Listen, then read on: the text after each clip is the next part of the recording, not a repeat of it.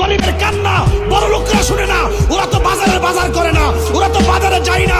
গরিব যারা নিজেরা বাজার করে তারা জানে কত টাকা বাজার নিয়ে যায়, কত টাকা ঘরে আসে। কথা বলেন ঠিক কি না বলেন? এদের কান্না সহ্য হয় না, এদের আর্তনাদ সহ্য হয় না। আমি পরিষ্কার কথা বলবো, আরে মানুষের কল্যাণে কথা বলেন, আরে মানুষের কল্যাণে কথা বলেন। মানুষের আর্তনাদ বেড়ে গেছে, আরে রাস্তা দিয়ে পেট ভরে না। তাই তো বলেছিল বাদ দে নাইলে মানচিত্র খাবো। আমার মনে হয় প্রত্যেকটা গরিব আজকে অসহায় অবস্থা দিন কাটাচ্ছে। কথা বলেন।